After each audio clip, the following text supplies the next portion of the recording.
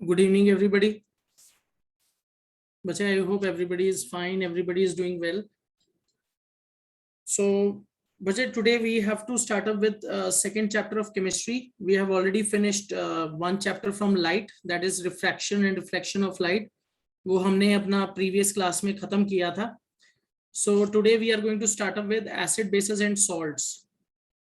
Acid, bases and salts आज हम start करने जा रहे हैं. So mainly today what we'll be doing is we'll be talking about general concepts related to the chapter.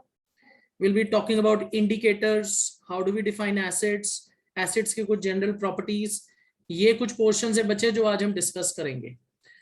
So बच्चे first of all, when you talk about acids, जब हम acids की बात करते हैं, okay, acids, bases and salts. बच्चे this is actually classification of compounds. Acid, bases and salts क्या है? It is classification of compounds. Classification of compounds. All right. And this classification of compounds is on the basis of their properties. जैसे acids होते हैं, they are sour in taste. They react with metals to produce hydrogen gas. Similarly, if you talk about bases, bases are bitter in taste. They will turn red litmus blue. Salts की जब हम बात करते हैं, they are generally formed by a reaction between acid and bases. Some of them might be neutral, some of them might be acidic, some of them might be basic as well. और इनकी अलग अलग properties होती हैं. उस basis पे हम क्या करते हैं, हम इनको क्लासिफाई करते हैं into acids, basis and salts. Okay. So बच्चे, when you talk about acid, bases and salts, we are going to first begin up with a very general definition. एक बहुत general definition है जो हम lower classes से करते आ रहे हैं. Acids की जब हम बात करते हैं, acids are sour in taste. Okay, this is something जो हम lower class में भी पढ़ते आ रहे हैं. Acids are sour in taste. Okay. When you talk about bases, bases जो हैं बच्चे, they are soapy to touch. Soapy to touch. Salt की जब हम बात करते हैं तो बच्चे generally we say salts are bitter in taste. Okay. पर बच्चे ये जो कुछ हम प्रॉपर्टीज के बेस पे उन्हें डिफाइन करने की कोशिश कर रहे हैं, this is something that is taught in lower classes. ठीक है, ये लोअर क्लासेस में हमें पढ़ाया जाता है. What we are trying to do now is we'll try to define them. We are trying to define them on the basis of their chemical property. उनकी chemical property के बेस पे उन्हें हम डिफाइन करने की कोशिश करेंगे. ठीक है. सो सबसे पहले बच्चे, when you talk about acids, acid क्या है? Acid is something which is sour in taste. Acid is any substance which is sour in taste. Okay, which is sour in test. और बच्चे ये जो टर्म आया है acid, this term acid is derive from acidus और acer. ये word कहां से डिराइव हुआ है? Acid. Acid is derive from acer which is Latin term for sour. Latin term for sour. अगर कोई भी चीज सार होती है तो उसके लिए हम क्या टर्म यूज करते हैं? एसीर. ऑलराइट. सो वहां से ये टर्म डिराइव हुआ है acid. Acid is any substance which is sour in taste. Okay. अब बच्चे एसिड्स जो हैं, एसिड्स को हम फर्दर बहुत सारी कैटेगरीज में डिवाइड कर सकते हैं. ठीक है. सिमिलरली बेसेस जो हैं, what are bases? Bases are substances which are bitter in taste. Okay. They are any substance which is bitter in taste. Any substance which is bitter in taste.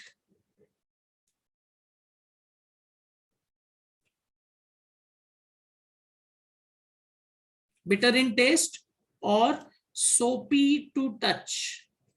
Soapy to touch. Okay. जैसे बच्चे अगर हम soap को touch करते हैं तो वो हमें उसमें आपको लगेगा स्लिपरी. ठीक है. क्यों? क्योंकि बेसिस की ये प्रॉपर्टी होती है. And soap is basic in nature.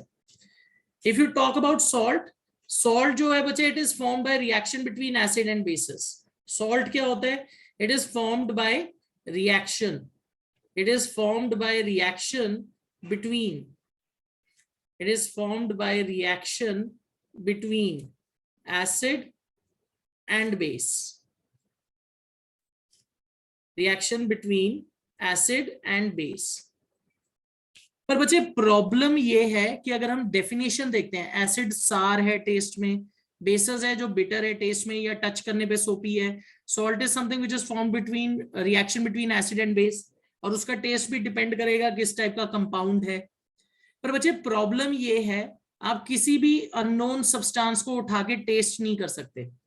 You can not simply pick up any unknown substance and start testing it. उसमें क्या रिस्क होगा? What is the risk behind it? उसमें रिस्क होगा बच्चे कि सब्सटेंस पॉइजनस हो सकता है, substance can be toxic, okay, and this is the reason what we do, we have to come up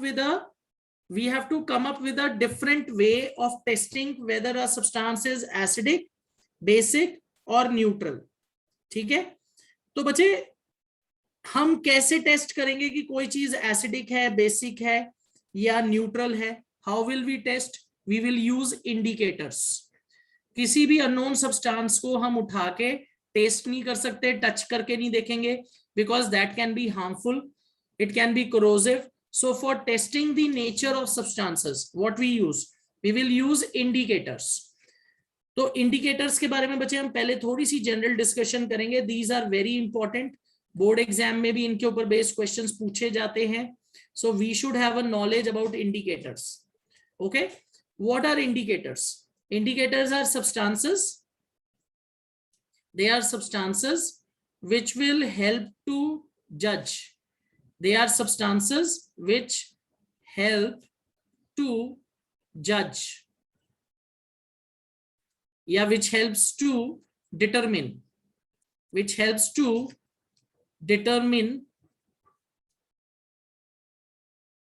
the nature of chemical substance. और बच्चे जब हम नेचर ऑफ केमिकल सब्सटेंस बोल रहे हैं, what are we trying to do? We are trying to test whether a substance is acidic, basic और neutral. Okay, we are trying to determine nature of chemical substance. Alright, whether substance is acidic, basic और neutral. अब बच्चे indicators जो हैं आप उनको अलग अलग कैटेगरीज में डिवाइड कर सकते हो। Okay, you can divide indicators into various categories depending on their source. तो सबसे पहले जो बच्चे हमारे पास indicators आएंगे, they will be natural indicators.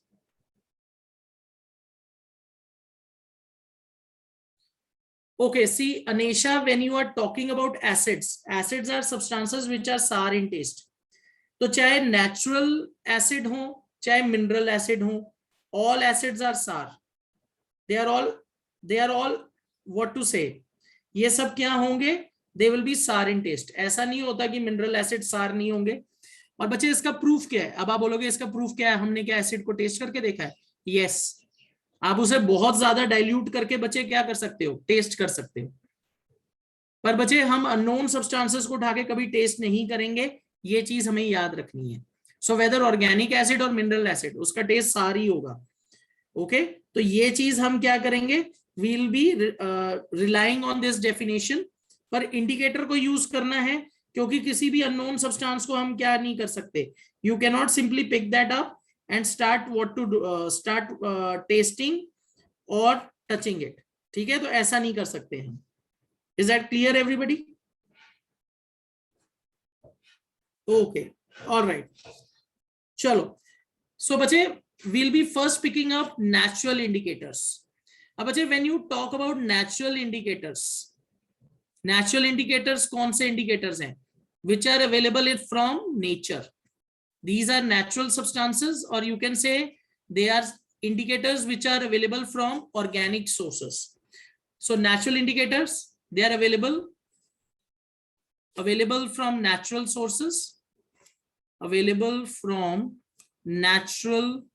sources, तो बच्चे जनरली जब हम इंडिकेटर्स की बात करते हैं, we'll be using two types of indicators. जो सबसे कॉमन इंडिकेटर है, they are indicators which will change their color. They change their color. पर बच्चे हम एक एग्जांपल olfactory indicators का भी लेंगे। ऑल फैक्ट्री इंडिकेटर्स जो होते हैं बच्चे, ऑल फैक्ट्री इंडिकेटर्स क्या करते हैं, they will change their smell. They are natural indicators which will change their smell. Okay, तो बच्चे when you talk about natural indicators, जो सबसे पहला common natural indicator है, that is litmus solution. litmus solution. Okay, आपने litmus paper सुना होगा बच्चे. जो litmus paper है वो किससे बनता है, it is obtained from litmus solution. तो हमारा जो सबसे पहला कॉमन नेचुरल इंडिकेटर है that is litmus solution. Okay, और बच्चे ये जो लिटमस सोल्यूशन है it is obtained from lichens. This is obtained naturally from lichens. Obtained naturally from lichens.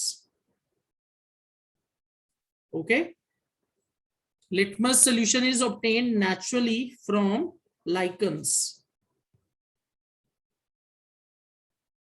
Naturally from lichens. Okay, और बच्चे इसका जो नेचुरल कलर होता है लिटमस सोल्यूशन का न्यूट्रल पे, you can say it is purple in colour. It is purple in colour at neutral pH. pH भी बचे एक टर्म है जो हम इस चैप्टर में पढ़ेंगे. pH is a value which indicates whether a substance is acidic, basic or neutral. तो बचे न्यूट्रल pH पे इसका नेचुरल कलर क्या होता है, it is purple. Okay, I hope everybody knows what are lichens. lichen is symbiotic association between algae and fungi. तो lichen में से जो हमें ये litmus solution मिलेगा, it is purple in color at neutral pH. अब अच्छा, what is going to happen if you put it in acidic solution? Acidic solution में क्या होगा, in acidic solution अगर आप किसी acidic substance के साथ इसको टेस्ट करोगे, color will change to red. It will turn red. Purple will turn red. Okay, this is the test for acidic solution. It will turn red. What is going to happen in basic solution? Basic solution में क्या होगा, basic solution में it will turn blue. It will turn blue. It will turn blue. And बच्चे what is going to happen at neutral pH? Neutral pH पे बच्चे उसका colour change नहीं होगा, it will remain purple. At neutral pH its colour is not going to change, it will remain purple. Okay, तो बच्चे ये हमारा पहला कॉमन इंडिकेटर है, नेचुरल इंडिकेटर. उसके बाद है बच्चे सेकंड जो हम कॉमन इंडिकेटर यूज कर सकते हैं बच्चे naturally, it is something which is available in our kitchens also, that is turmeric. Turmeric. अब बच्चे when you talk about turmeric, turmeric का आपने कई बार देखा होगा बच्चे व्हाइट क्लॉथ के ऊपर स्टेन भी आ जाता है. जब सब्जी गिर जाती है तो येलो कलर का स्टेन पड़ जाता है कपड़े पे. तो बच्चे turmeric natural colour is yellow. Okay, it's natural colour is yellow. Its natural color is yellow. Natural color yellow. Okay, तो आप बच्चे इसको अपने क्लॉथ के ऊपर भी देखते हो कि अगर किसी कपड़े पे गिर जाए तो येलो कलर का स्टेन पड़ जाता है. अब बच्चे how will it indicate acidic और बेसिक सब्सटेंस? बच्चे इन एसिडिक सोल्यूशन, अगर आप इसे किसी एसिडिक सोल्यूशन के साथ टेस्ट करोगे, no colour change, it will remain yellow. नो color change, it will remain yellow. Yellow colour ही रहेगा. पर बच्चे अगर आप इसे बेसिक सोल्यूशन में डालोगे, basic solution, what is going to happen? It turns reddish orange. It turns reddish orange.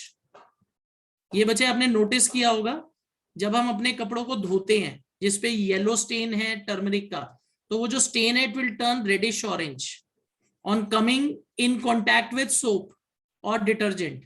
बच्चे soap और detergent is basic in nature. तो टर्मरिक जब भी किसी बेसिक सब्सटेंस के कांटेक्ट में आएगा it will turn reddish orange. ठीक है, चलो आगे चलते हैं. Another very common natural indicator that you can use, okay, that is hibiscus. Hibiscus extract. बच्चे hibiscus is a very common flower common plant that is growing in the gardens. China rose आपने सुना होगा.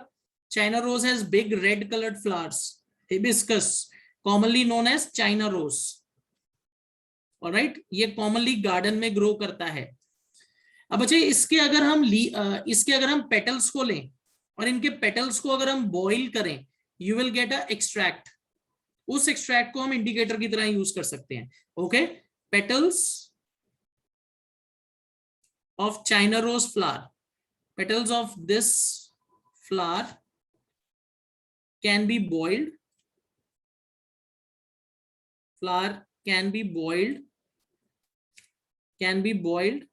to obtain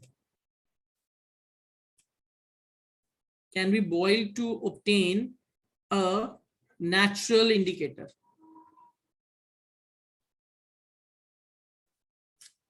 All right, और बच्चे इस indicator का जो colour होता है, नेचुरल कलर मेजेंटा होता है. It's natural colour is magenta. जो एक्सट्रैक्ट का कलर आएगा क्या आएगा? इट्स नेचुरल कलर इज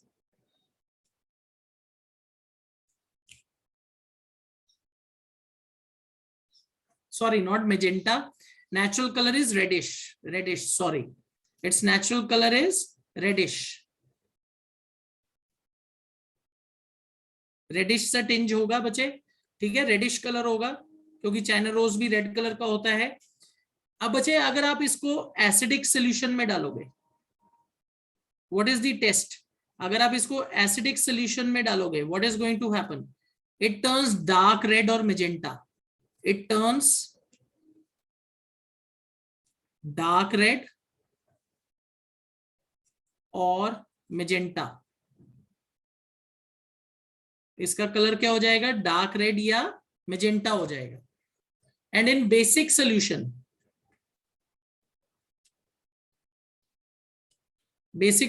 में इसका कलर क्या हो जाएगा? It will turn green, pale green. It turns pale green या pale green. Okay, pale green ही लिख लो. It turns pale green. Okay, basic solution में इसका कलर क्या हो जाएगा बच्चे? Pale green. So acidic solution it turns dark red और magenta. In basic solution it will turn pale green. तो बच्चे hibiscus is a very common indicator जिसको हम यूज कर सकते हैं. Okay,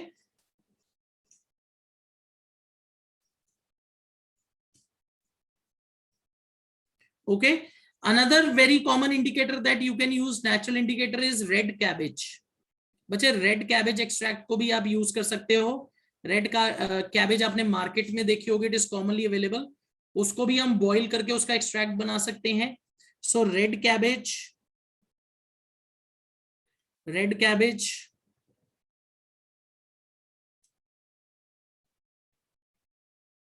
water, this can be used as natural indicator. It is naturally purple. It is naturally purple at neutral pH. Purple at neutral pH. Okay. अब बच्चे जब आप इसको एसिडिक में डालोगे तो it will turn red in colour. Acidic solution में ये पर्पल कलर किस में कन्वर्ट हो जाएगा? Acidic solution colour will change to purple. Its colour will change to red. Red colour हो जाएगा. और बच्चे बेसिक सोल्यूशन में क्या होगा? In basic solution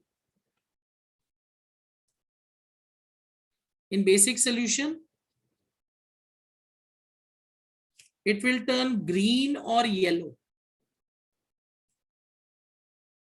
It will change to, बच्चे depending on basic solution strength कितनी है, it will change to green or yellow.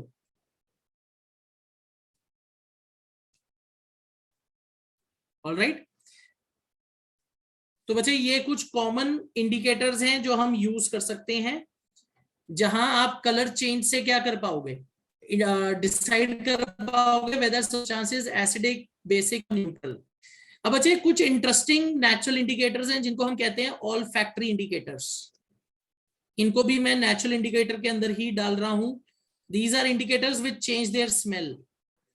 सो बच्चे olfactory indicators they will change their smell according to change in pH. Okay, olfactory indicators में हम क्या डालेंगे? Natural substances like clove oil, natural substances like clove oil,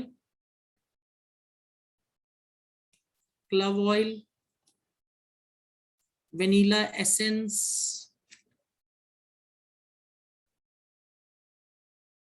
okay, clove oil, vanilla essence और onion strips. बच्चे अगर आप in natural substances को देखो, जैसे क्लव ऑयल है, क्लव ऑयल की बहुत पंजेंट स्मेल होती है. Vanilla essence has a fruity smell, it is used in preparing desserts और आइसक्रीम्स. वेनिला एसेंस स्मेल के लिए डालते हैं इसको हम बच्चे. अनियन स्ट्रिप्स की भी अपनी स्मेल होती है. अब बच्चे ये जो जितने सब्सटेंसेस हैं, they will change their smell in acidic medium. Natural substances like clove oil, vanilla essence और onion strips will change their smell in acidic medium. अगर आप इनको एसिडिक मीडियम में डालोगे बच्चे, इनकी स्मेल चेंज हो जाएगी. ओके, तो वो एक इंडिकेशन होता है कि जिस सब्सटेंस में, तो इसलिए अगर आप इनको एसिडिक मीडियम में डालोगे तो इनकी क्या होती है? स्मेल चेंज हो जाती है. Okay Anisha, you are absolutely right. Cake के अंदर बेसिक सब्सटेंसेस होते हैं जनरली, तो वेनिला एसेंस का स्मेल चेंज नहीं होती. अगर केक एसिडिक हो जाएगा तो स्मेल चेंज हो जाएगी वेनिला एसेंस की. Okay, so these substances, olfactory indicators, they do not change their smell in basic substances. Okay, neutral में भी चेंज नहीं होगा, पर एसिडिक में चेंज हो जाएगा. तो दैट इज एन इंडिकेशन कि जो सब्सटेंस में इनको डाला गया है वो एसिडिक है. सो बच्चे these are olfactory indicators, they change their smell. तो बच्चे ये कुछ डिफरेंट कैटेगरीज थी नेचुरल इंडिकेटर्स की. अब बच्चे let's talk about artificial indicators. Artificial indicators की बात करेंगे. दीज आर केमिकल और सिंथेटिक इंडिकेटर्स जो हम बनाते हैं. तो ये आपकी सेकेंड कैटेगरी हो गई, आर्टिफिशियल और synthetic indicators. Okay Arham, we need to understand one thing कि केक के अंदर जो बेसिक नेचर है ना, केक के अंदर जो बेसिक नेचर है वो किसकी वजह से होता है? जिसमें उसको अंदर हम बेकिंग सोडा डाल रहे हैं, पर बच्चे उसमें शुगर भी डाली जा रही है, मीठा भी ऐड कर रहे हो आप, शुगर भी ऐड हो रहा है, शुगर ऐड किया आपने. ओके, उसके बाद बच्चे हम उसके अंदर जो बेकिंग पाउडर यूज करते हैं, बच्चे बेकिंग पाउडर के अंदर सिट्रिक एसिड मिक्सचर होता है, तो उससे जो सॉल्ट बनता है ना, that is not bitter in taste. ये हम आगे अभी उसमें करेंगे बेकिंग पाउडर के अंदर. Baking soda is basic, baking powder is also basic, but baking powder में सिट्रिक एसिड मिक्स होता है, तो उसका जो सॉल्ट बनता है वो बिटर नहीं होता. This is something that will learn in baking powder. Okay, so artificial और सिंथेटिक इंडिकेटर्स. All right. अब बच्चे when you talk about artificial और सिंथेटिक इंडिकेटर्स, ओके, इसके अंदर बच्चे जो सबसे पहले हम डालेंगे, सबसे पहले हम इसके अंदर जो कैटेगरी डालेंगे वो डालेंगे लिटमस पेपर. अब आप बोलोगे लिटमस पेपर तो नेचुरल इंडिकेटर से बन रहा है, पर बच्चे आपको ये चीज याद रखनी है, ये जो लिटमस पेपर बनता है ये केमिकल प्रोसेसिंग से बन रहा है. So litmus paper, okay, it is made by chemical processing of litmus solution. It is made by chemical processing of litmus solution. इसलिए हम इसको आर्टिफिशियल या सिंथेटिक इंडिकेटर में डाल रहे हैं. Okay, chemical processing of litmus. तो बच्चे इसमें देखो दो कॉमन तरीके के हम लिटमस पेपर यूज करते हैं, one is blue and one is red. So बच्चे if you have a blue litmus paper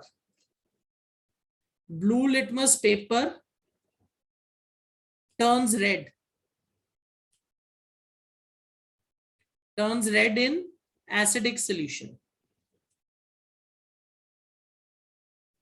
Okay, blue litmus paper को अगर आप बच्चे एसिड में डिप करोगे इट विल टर्न रेड, और अगर बच्चे आप रेड लिटमस पेपर को turns blue in basic solution. अगर बच्चे आपके पास रेड लिटमस पेपर है, उसको आप बेसिक सॉल्यूशन में डिप करो, तो what is going to happen? It is going to turn blue. Red litmus paper turns blue in basic solution. Alright, पर बच्चे क्वेश्चन ये अराइज करता है कि मान लो आपके पास कोई एक अननोन सब्सटेंस है, उसमें आपने ब्लू लिटमस पेपर डाला, उसका कलर चेंज नहीं हुआ, तो बच्चे what will you conclude? Substance is acidic और सब्सटेंस इज न्यूट्रल और सब्सटेंस इज बेसिक।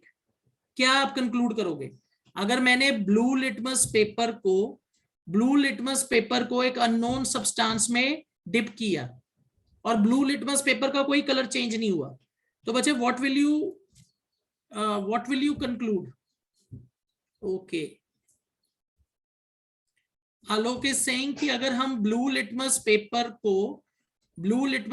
को किसी अननोन सब्सटेंस में डाल रहे हैं और उसका कलर चेंज नहीं हुआ, ओके, तो वो सब्सटेंस बेसिक होगा। कुछ बच्चे बोल रहे हैं न्यूट्रल होगा, पर बच्चे we need to understand the substance can be basic as well as neutral, दोनों हो सकता है। सिर्फ एक पेपर से आप कंक्लूड नहीं कर पाओगे। अगर आपके पास अननोन सब्सटेंस है, उसमें हमने ब्लू लिटमस पेपर डाला और उसमें कोई कलर चेंज नहीं हुआ, यू विल नॉट कंक्लूड कि वो बेसिक सब्सटेंस है। पर बच्चे वो न्यूट्रल भी हो सकता है। तो आप सही तरीके से कब डिटरमिन कर पाओगे? अगर आप दोनों पेपर के साथ टेस्ट करो। अगर बच्चे आपने रेड लिटमस पेपर डाला और तब भी कलर चेंज नहीं हुआ, तो इसका ये मतलब है कि अननोन सब्सटेंस न्यूट्रल है। पर अगर बच्चे रेड का कलर चेंज हो गया, तो then it means the substance is the substance is basic. इसलिए जब हमने उसमें ब्लू लिटमस डाला था तो कलर चेंज नहीं हुआ था। तो बच्चे हमेशा एक चीज याद रखनी है, if you have a unknown substance, सिर्फ एक लिटमस पेपर के बेसिस पे आप उसका नेचर डिटरमिन नहीं कर पाओगे। अगर कलर चेंज नहीं होता, आपको दूसरा पेपर भी डिप करके देखना पड़ेगा। Is that clear everybody? मैंने ब्लू लिटमस को अननोन सब्सटेंस में डाला, कलर चेंज नहीं हुआ, तो आप ये कंक्लूड नहीं करोगे कि वो बेसिक है। आपको रेड लिटमस के साथ भी टेस्ट करना पड़ेगा। अगर रेड लिटमस का कलर चेंज हो गया, then that substance is obviously basic. पर अगर दोनों में कलर चेंज नहीं होगा, then it is neutral.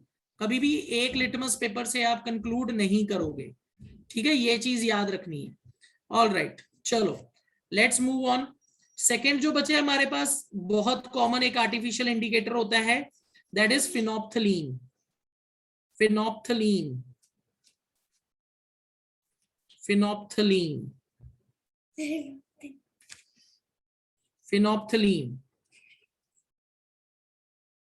just a minute. Phenolphthalein indicator. अब अच्छा, जब हम phenolphthalein इंडिकेटर की बात करते हैं, it is a very common solution. ठीक है, ये हम लैब में यूज करते हैं जब हम न्यूट्रलाइजेशन रिएक्शन करेंगे ना बच्चे, जब हम न्यूट्रलाइजेशन रिएक्शन करेंगे तो उसमें हम इसको यूज करेंगे। Okay, phenolphthalein is colourless liquid. इसका नेचुरल कलर क्या होता है? It is colourless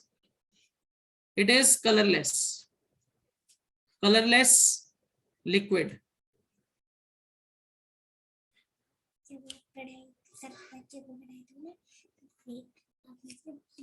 it is colourless solution.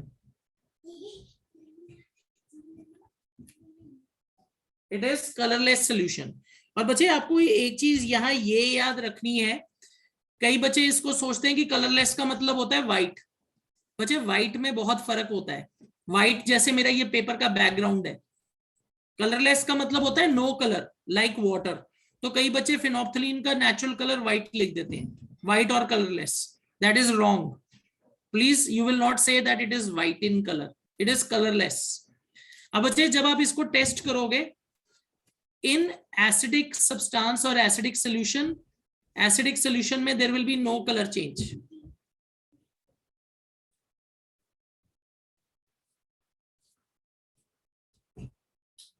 Acidic solution there will be no color change. It will not change colour. अगर आप बच्चे फिनोप्थलीन को एसिडिक सोल्यूशन में डालोगे, it will not change colour. पर बच्चे अगर आप इसको बेसिक सब्सटेंस में डालोगे, बेसिक सोल्यूशन में डालोगे, it is going to turn light pink. अगर आप इसको बेसिक सोल्यूशन में डालोगे, what is going to happen? It is going to turn light pink. It will turn light pink in colour.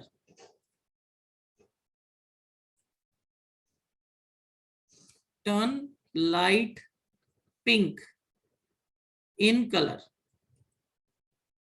Okay, so this is again a very common synthetic indicator that we use in labs.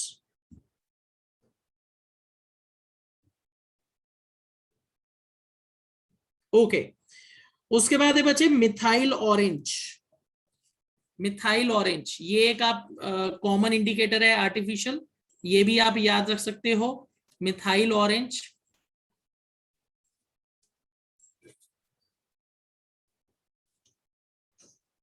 बच्चे जब हम methyl orange की बात करते हैं, it's natural colour is orange. Methyl orange का क्या colour है? ऑरेंज है।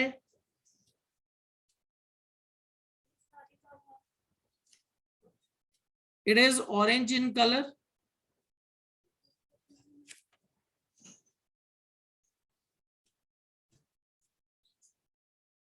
ओके, तो बच्चे in acidic solution,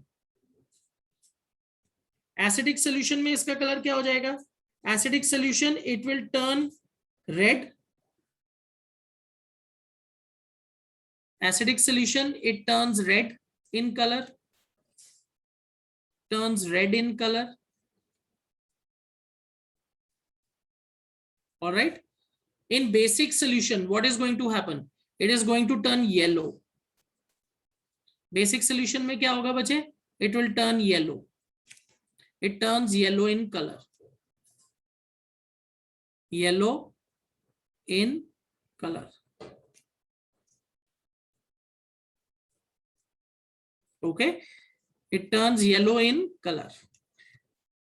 Okay, so methyl orange हो गया। अब बच्चे एक लास्ट है, दैट इज यूनिवर्सल इंडिकेटर। अब बच्चे when you talk about universal indicator, ये एक ऐसा आर्टिफिशियल इंडिकेटर सोल्यूशन है बच्चे जो हर एक पीएच पे अलग कलर शो करेगा। It is shown in the NCERT book also. I just show it to you. Okay, I will have to just go forward. Okay, just a moment. ये एक ऐसा बच्चे इंडिकेटर है जो हर एक पीएच पे, जैसे जैसे आपका एसिडिक, बेसिक या न्यूट्रल नेचर चेंज होगा, स्लाइड चेंज पे भी इसका अलग अलग शेड आएगा।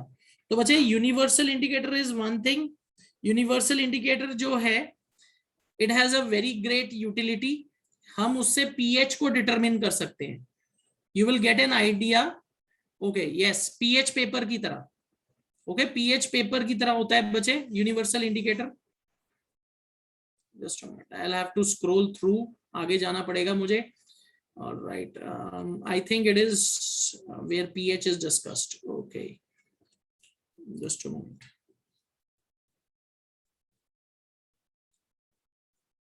Okay, here it is. ये रहा बच्चे। This is a common pH paper or universal indicator. You can say it will show different shades at different pH. तो उससे आप पिन पॉइंट कर पाओगे कि ये एसिडिक सब्सटेंस कितना स्ट्रॉन्ग एसिडिक है या कितना कम एसिडिक है। It will show different shades. बच्चे लिटमस के साथ तो आपको यही पता लगेगा कि कोई चीज एसिडिक है या बेसिक है या न्यूट्रल है। आपको ये नहीं पता लगेगा कि वो कितना स्ट्रांगली एसिडिक है या बेसिक है। पर बच्चे पीएच पेपर या यूनिवर्सल इंडिकेटर से वी कैन एक्चुअली डिसाइड कि सब्सटेंस कितना एसिडिक है, कितना बेसिक है या न्यूट्रल है।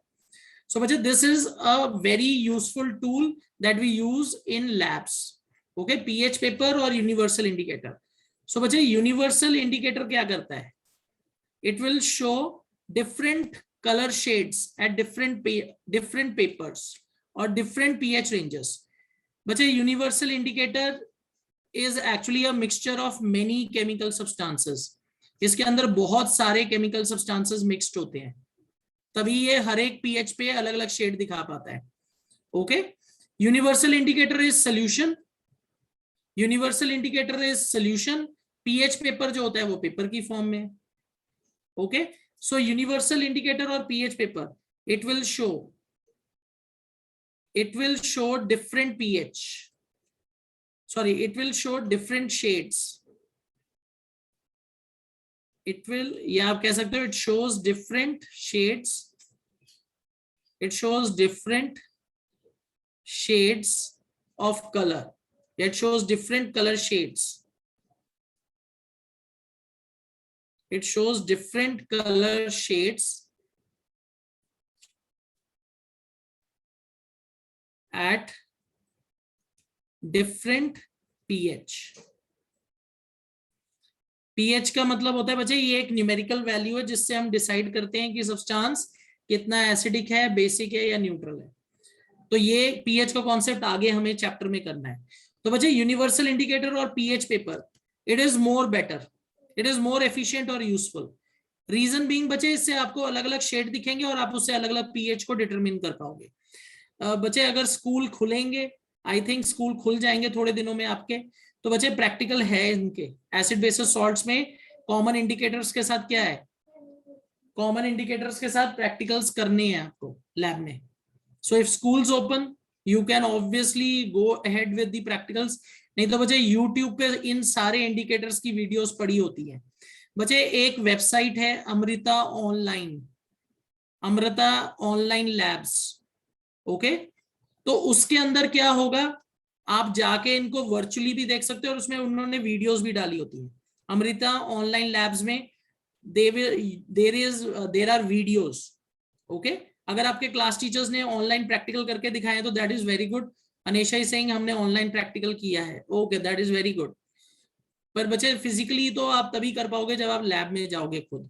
ओके, तो अगर आपके ऑनलाइन टीचर ने आपको वीडियोस दिखाई हैं या खुद उसको डेमो करके दिखाया है तो that is something which is really good. Okay, क्योंकि इंडिकेटर्स का कलर वगैरह का चेंज तो हम फिजिकली देखेंगे तभी अच्छी तरह समझ आता है। ऑलराइट, तो बच्चे ये कुछ कॉमन आर्टिफिशियल इंडिकेटर्स हैं जो हम यूज कर सकते हैं to decide whether substance is acidic, basic और न्यूट्रल। बच्चे you are asked objective questions based on these indicators, तो आपको ये इंडिकेटर्स याद होने चाहिए। ओके, चलो अब बच्चे we will be quickly moving ahead, we will be starting up with acids first. Okay, acid क्या होते हैं, what are acids, we will be talking about different types of acids. Alright, classification, ये आज हम इसको स्टार्ट करेंगे। Acid की बच्चे जब हम बात करते हैं, acid is any substance which is sour. पर बच्चे अगर हम इसको केमिकली डिफाइन करना चाहते हैं, अब हम इसे केमिकली डिफाइन करेंगे कि एसिड क्या होता है। Okay, so acid is any chemical substance, it is any chemical substance, it is any chemical substance, या आप इसको सिंपली लिख लो, it is any substance, it is any substance which on dissolving in water, which on dissolving in water produces H plus ions. Okay बच्चे, ये इसकी chemical definition है। कोई भी ऐसा सब्सटेंस जिसको जब हम पानी में डिसॉल्व करें और वो हाइड्रोजन आयंस प्रोड्यूस करे, तो बच्चे उस सब्सटेंस को हम क्या कहेंगे, उसका नेचर क्या होगा, acidic. Any chemical substance which on dissolving in water produces H plus ions, उस सब्सटेंस को हम क्या कहेंगे, acidic substance. So if we try to understand this in general way, acid plus water, what it will produce? It will produce hydrogen ions. Okay, any substance which on dissolving in water produces hydrogen ions, तो उस substance को हम क्या कहेंगे, acidic substance कहेंगे। Okay, let's try to understand this with an example. बच्चे let's take a common acid which is hydrochloric acid, HCl acid ले लेते हैं। ठीक है, let's say you have HCl hydrochloric acid, HCl को बच्चे हमने पानी में डिसॉल्व किया, okay, HCl plus water, what is going to happen? It is going to form H plus ions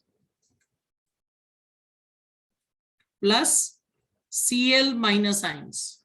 okay okay, just a moment, इसको हम इस तरीके से लिखते हैं ताकि आप कंफ्यूज ना हो. Just a moment. HCl bracket में बच्चे लिख देता हूं मैं एक्वस. HCl एक्वस सोल्यूशन, मतलब आपने इसको पानी में डिसॉल्व किया है. इसको हम इस तरीके से लिखेंगे, it will produce H plus ions plus Cl minus ions. HCl dissolved in water aqueous, it will produce hydrogen ions and Cl minus ions. तो बच्चे HCl को जब भी आप पानी में डिसॉल्व करोगे ये H प्लस आयंस बनाएगा. Same is the case with sulphuric acid H2SO4. बच्चे H2SO4 में क्या हो रहा है, आप इसे पानी में डिसॉल्व करो aqueous, what is going to happen? It is going to produce 2 H plus ions plus SO4 2 minus. तो बच्चे इसने सोल्यूशन में क्या बनाया, हाइड्रोजन आयंस बनाया. ओके, इसने क्या बनाया, हाइड्रोजन आयंस बनाए. This is the reason sulphuric acid is termed as, this is the reason sulphuric acid is termed as acidic in nature.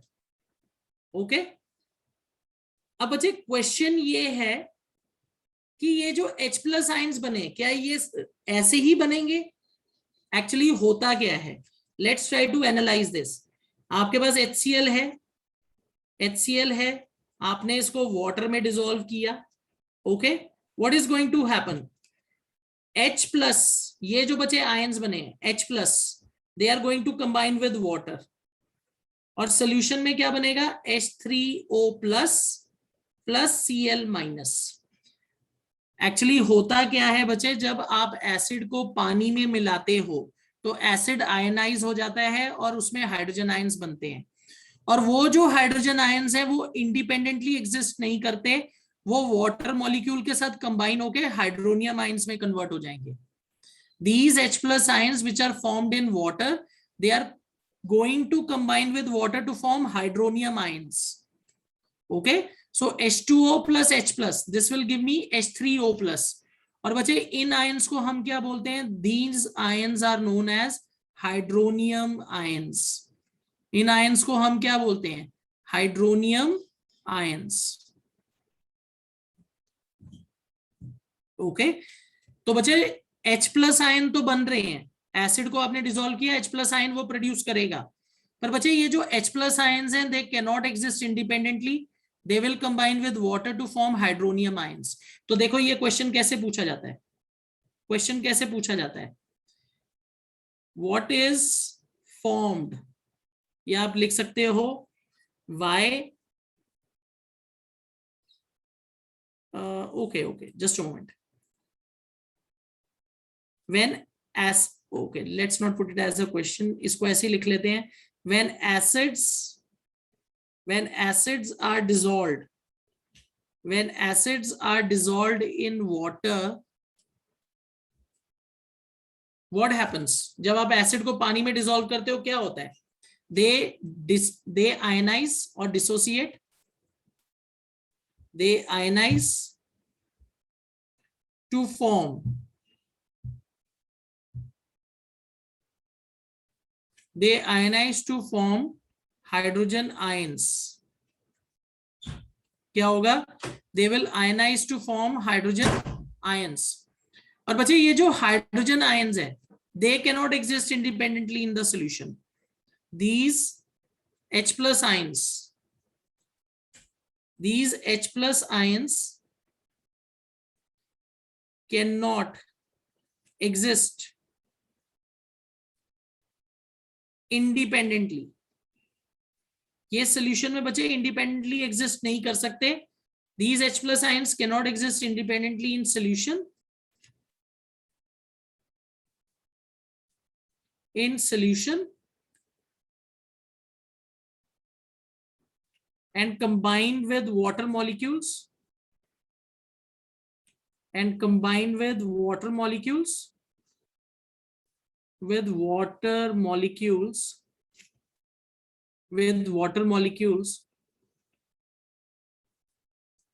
to form hydronium ions, to form hydronium ions. ठीक है, अगर आप बच्चे कभी भी acid को पानी में डिसॉल्व करते हो तो एसिड डिसोसिएट होके पानी में क्या फॉर्म करेगा, H+ आयन फॉर्म करेगा. पर बच्चे ये जो H+ आयन है ये सोल्यूशन में पानी में कभी भी इंडिपेंडेंटली एग्जिस्ट नहीं कर सकते. They can not exist independently. So what happens, they will combine with water molecules.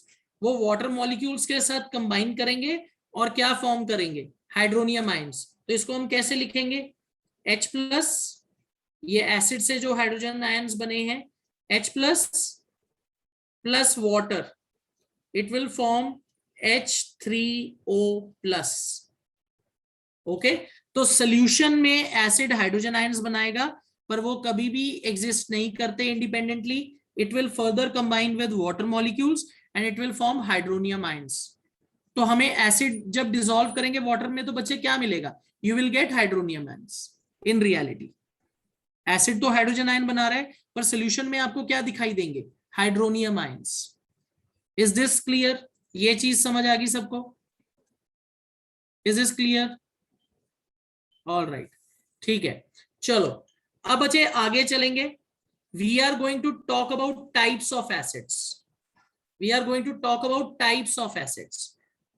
अब बच्चे when you talk about types of acids, इसको आप बहुत सारी अलग अलग कैटेगरीज में डिवाइड कर सकते हो. ठीक है, सबसे पहले बच्चे डिपेंडिंग ऑन सोर्स. सबसे पहले हम करेंगे डिपेंडिंग ऑन सोर्स. सोर्स पे डिपेंडिंग ऑन सोर्स. तो बच्चे depending on source you can have natural acids. Okay, natural acids और ऑर्गेनिक एसिड्स. नेचुरल एसिड और organic acids.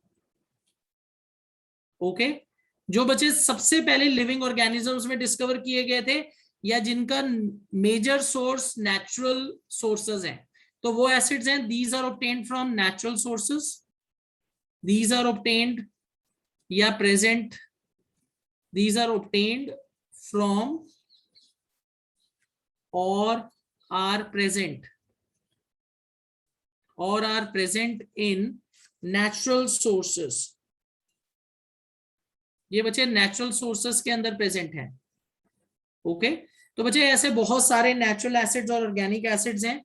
I am just going to give you some common examples. Okay, जैसे बच्चे अगर आप देखो curd के अंदर, curd has lactic acid. This is the reason curd is sour in taste. It has lactic acid. Apple is also sour in taste. Apple के अंदर होता है मैलिक एसिड.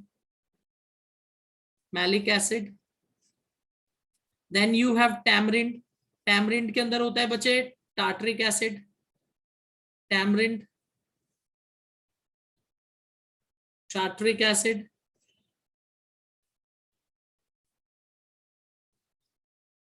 ओके, देन बच्चे विनीगर. विनीगर के अंदर होता है acetic acid. Vinegar contains acetic acid. Okay, और एथेनोइक एसिड. बच्चे ये एक ही एसिड के दो नाम है. विनीगर को आप कह सकते हो एसिटिक एसिड या एथेनोइक एसिड. उसके बाद है बच्चे you have okay oranges. Oranges के अंदर होता है citric acid. Okay, ant sting. Ant sting में होता है बच्चे फॉर्मिक एसिड और मेथनोइक एसिड. ये एक ही एसिड के दो नाम है बच्चे. Formic acid is common name, methanoic acid is chemical name. So formic acid और methanoic acid is present in ant sting. तो बच्चे ये कुछ कॉमन एग्जांपल्स हैं नेचुरल सोर्सेस से जो हमें एसिड मिलते हैं. ओके, लेमन के अंदर भी बच्चे सिट्रिक एसिड होता है. Alright, oranges, lemon, citrus fruits, you have citric acid. उसके बाद है बच्चे मिनरल एसिड्स. मिनरल एसिड और synthetic acid. Mineral acids. Okay, mineral acid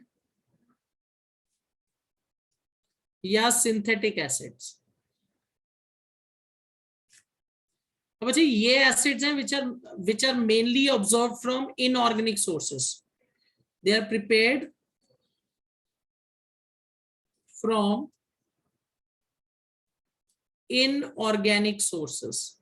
अच्छा हम इनको inorganic sources से क्या करते हैं, प्रिपेयर करते हैं।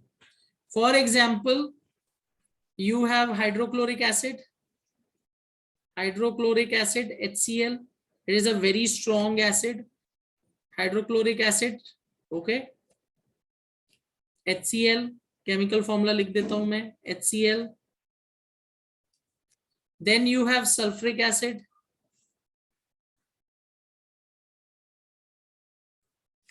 Sulfuric acid is H2SO4.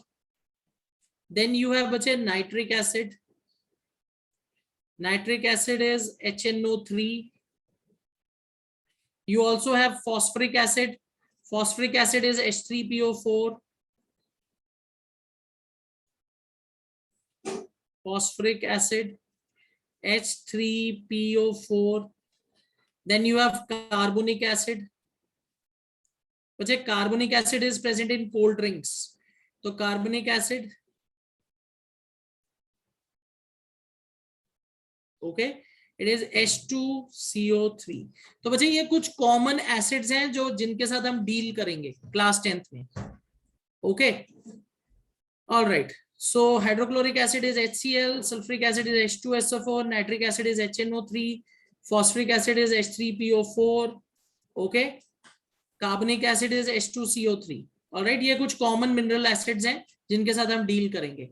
बच्चे when you talk about natural acids और organic acids, इनमें आपको सबके फॉर्मूला याद करने की जरूरत नहीं है. Only you have to learn acetic acid and formic acid. That's it. वो हम आगे कार्बन एंड इट्स कंपाउंड्स में भी करेंगे. बाकी जो बचे ऑर्गेनिक एसिड्स हैं उनके फॉर्मूला आपको याद करने की जरूरत नहीं है. This is something which is not in your syllabus.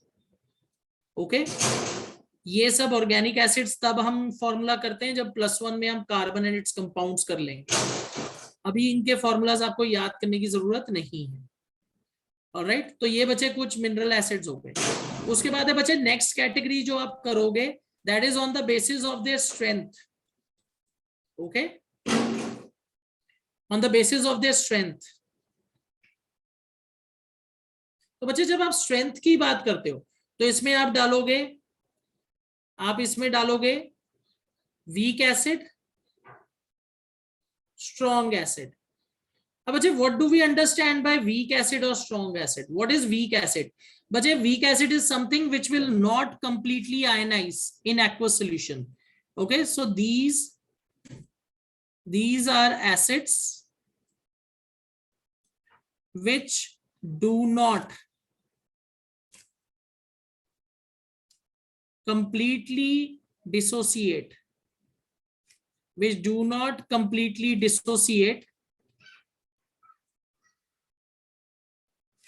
into ions in aqueous solutions.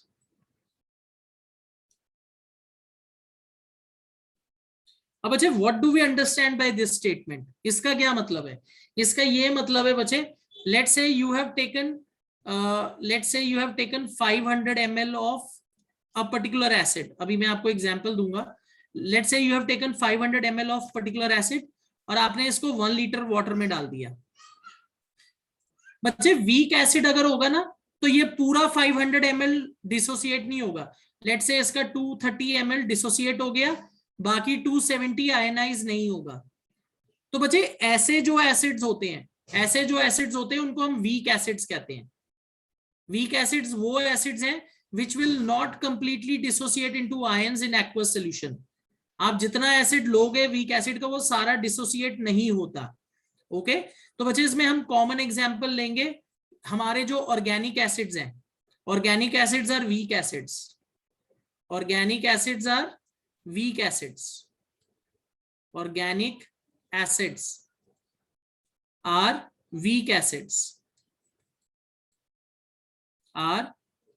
acids. जो एसिड्स बचे हमें नेचुरल सोर्सेस से मिलते हैं वो वीक एसिड्स होते हैं.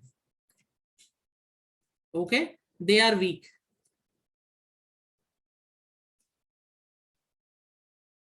Okay, they are weak acids, वो कंप्लीटली डिसोसिएट नहीं होते, इसलिए बच्चे वो कोरोसिव भी नहीं होते ज्यादा।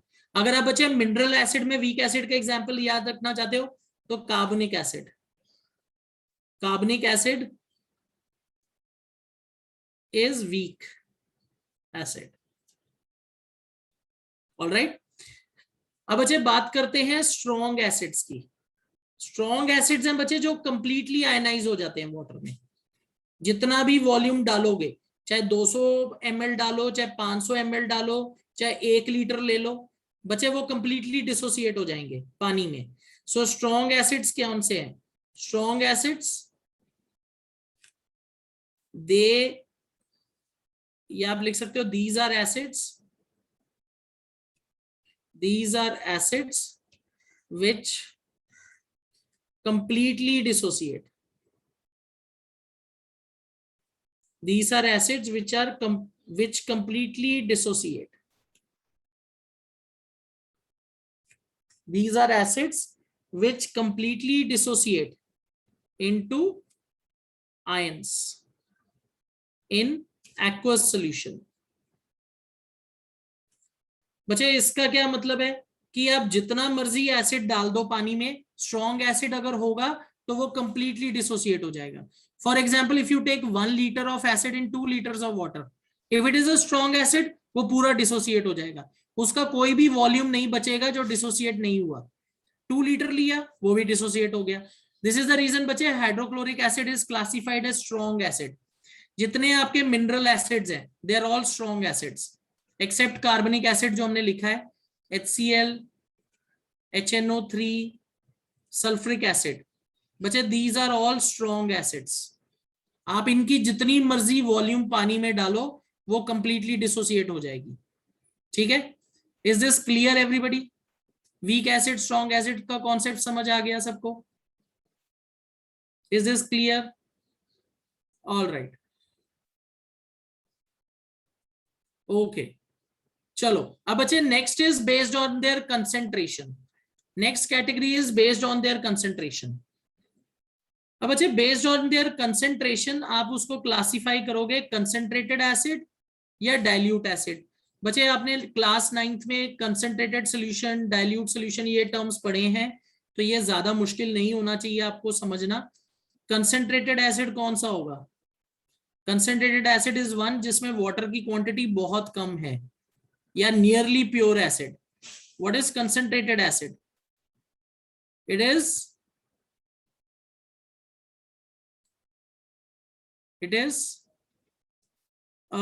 एसिडिक, या आप कह सकते हो it is a acid which is nearly pure, which is nearly pure or has very less amount of water, बहुत कम पानी है जिसमें, या नियरली प्योर एसिड है।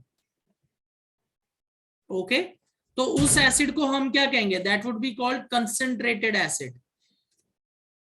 Second is dilute acid. बच्चे ये लैब के अंदर अगर आप लोअर क्लासेस में भी गए हो तो आपने वहां केमिस्ट्री लैब में ये लेबलिंग देखी होगी, concentrated acid, dilute acid. Okay, और जनरली जो हम रिएक्शंस करते हैं लैब में उसमें हम डाइल्यूट एसिड यूज करते हैं। ओके, डाइल्यूट एसिड क्या होता है? जिसमें पानी मिक्स होता है। It is acid which is mixed with water. It is acid which is mixed with water, which is mixed with water. अब बच्चे depending on concentration of water, depending on concentration of water आपका जो dilute acid है उसकी concentration change होती जाएगी। पर कहानी ये है कि डाइल्यूट एसिड का मतलब है उसमें पानी मिक्स है। Concentrated acid is nearly pure और which has very less amount of water. ठीक है, इज दिस क्लियर? ये टर्म क्लियर है सबको? Is this clear everybody? Concentrated is nearly pure, dilute acid का मतलब है कि उसमें पानी मिक्स है। Okay, all right.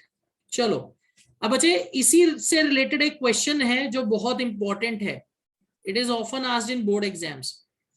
When diluting N acid, बच्चे जब आपने एसिड को डाइल्यूट करना है, when diluting N acid, water is never added to acid,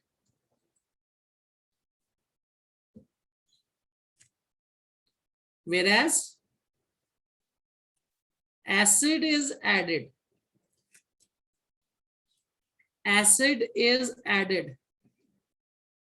drop by drop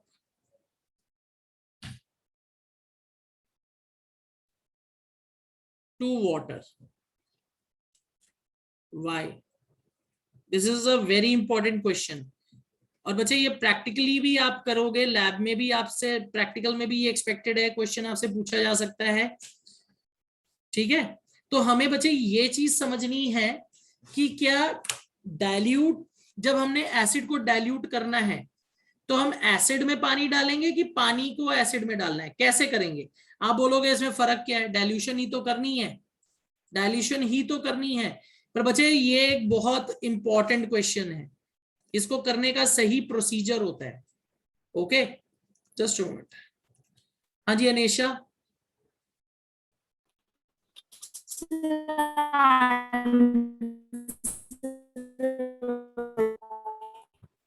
बच्चे your voice is cracking. Answer बताना है मतलब इसका। हाँ बताओ क्यों? सर क्योंकि जो एसिड होता है वो सर हाईली एक्सोथर्मिक होता है। जब हम एसिड को ड्रॉप बाय ड्रॉप वाटर में डालते हैं तब जो वाटर है वो हीट को जो क्या एब्जॉर्ब कर लेते हैं, तो इसकी वजह से सर जो एक्सोथर्मिक का प्रोसेस है वो ज्यादा नहीं हो पाता है। लेकिन जब सर हम वाटर को एसिड में डालते हैं तो वो ज्यादा एक्सोथर्मिक होते हैं और वो सर एक्सप्लोड भी हो सकता है सर। ओके, देखो बच्चे आपका आंसर ठीक है, पर इसको हम बेटर कैसे कर सकते हैं? You need to remember dilution of acid is exothermic. चाहे एसिड पानी में डालो, चाहे पानी को एसिड में डालो, हीट तो रिलीज होनी है, एक्सोथर्मिक रिएक्शन है। पर बच्चे अगर हम एसिड में पानी डालते हैं तो पूरा एसिड क्या करेगा? पूरा एसिड एक साथ रिएक्ट करने की कोशिश करेगा पानी के साथ, क्योंकि बच्चे एसिड की वाटर के साथ बहुत ज्यादा एफिनिटी होती है। So whole acid will try to react at once with water. तो उस केस में क्या होगा, आपका जो एसिड है वो कंटेनर से बाहर स्पर्ट हो सकता है और आप पे भी गिर सकता है। तो बच्चे that is something which is very dangerous. तो what we have to do, we have to add acid to water drop by drop. अब जब आप ऐसा करोगे तो जो हीट जनरेट होगी वो भी कम जनरेट होगी और आप उसको सेफली डाइल्यूट कर पाओगे। तो बच्चे इसका आंसर क्या लिखेंगे हम? Okay, dilution of acid is highly exothermic reaction. Okay, dilution of acid is exothermic, dilution of acid is exothermic in nature,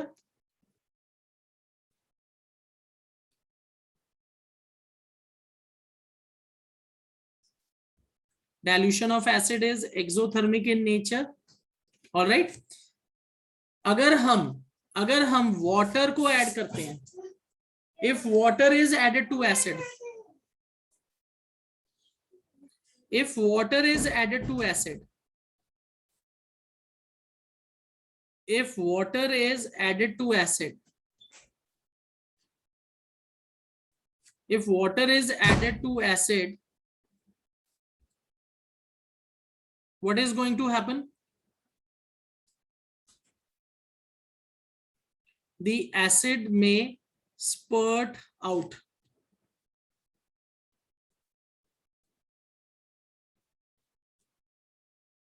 leading to injury.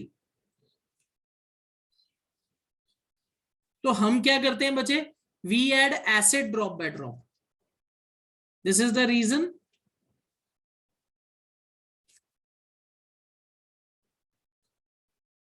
acid is added drop by drop to water with constant stirring। आपको बच्चे glass rod के साथ solution को क्या करना है, हिलाते भी रहना है, with constant stirring to avoid spurting of acid।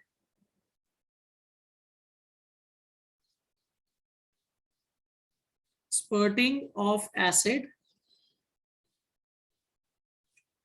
Due to heat released. तो बच्चे सेफ तरीका क्या है कि आप एसिड को पानी में ड्रॉप बाय ड्रॉप डालो, कभी भी हम एसिड में पानी नहीं डालेंगे। तो ये एक इंपॉर्टेंट हमें प्रिकॉशन है जो हमें माइंड में रखना है when we are carrying out dilution of acids. ठीक है, is this clear everybody? Okay, stirring से क्या होगा बच्चे? हिलाने से क्या होगा? सोल्यूशन को स्टर जब हम करेंगे तो हीट जो है वो रिलीज होती जाएगी। हीट क्या होगी? यूनिफॉर्मली डिस्ट्रीब्यूट हो जाएगी। स्टरिंग का ये फायदा होता है। Alright, is this clear everybody? Alright, चलो ठीक है बच्चे। So what we will do now is we will stop here today. आज हम यही रुकेंगे। We have learned about types of acids also, हमने इंडिकेटर्स भी कर लिया है। तो next class will be beginning up with chemical properties of acids. Okay, वो हमारा नेक्स्ट टॉपिक होगा। हाँ जी सिमरन। Sir, when we were talking about strong acid, we were told that these acids are which completely dissociate into ions. हाँ जी, तो sir saturated solution में form होता होगा इनका? see बच्चे, you need to remember one thing. We are talking about ionization. We are not talking about solubility. यहाँ solubility की बात नहीं हो रही, हम ionization की बात कर रहे हैं। तो बच्चे स्ट्रॉन्ग एसिड एक ऐसा एसिड है कि उसको जितने मर्जी वॉल्यूम में आप यूज करो वो पूरा का पूरा आयनाइज हो जाएगा। बच्चे ये एक्चुअली इक्विलिब्रियम कॉन्सेप्ट पे बेस्ड है, इसमें हमें कंसंट्रेशन या सैचुरेशन वाला हिसाब किताब नहीं देखना। सिमरन? Yes sir. इसमें हम आयनाइजेशन की बात कर रहे हैं, डिसॉल्विंग एबिलिटी की बात नहीं कर रहे। आयनाइजेशन का ये मतलब है कि आपने एसिड लिया, 2 लीटर ले लो, 3 लीटर ले लो, जितना वॉल्यूम आपने मिक्स किया वो सारा का सारा आयनाइज हो जाएगा। यही रीजन है बच्चे HCl जो है वो बहुत ज्यादा इंजरी कॉज करता है, because it is very corrosive in nature. क्यों? क्योंकि ये स्ट्रॉन्ग एसिड है। पर अगर बच्चे वीक एसिड की बात करोगे उसका कोरोसिव नेचर इतना ज्यादा नहीं होता क्योंकि वो कंप्लीटली आयनाइज नहीं होता। Is that clear? Yes sir.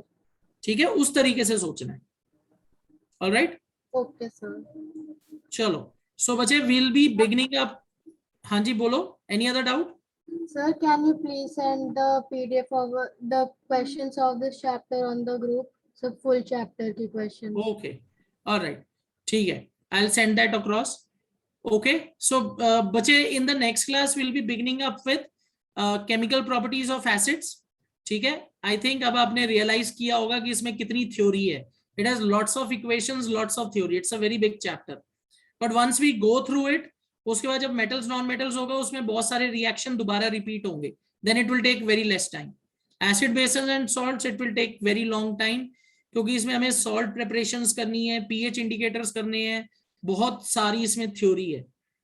Okay, चलो, so will be beginning up with chemical properties of acids in the next class. Okay, see you all in the next class बच्चे।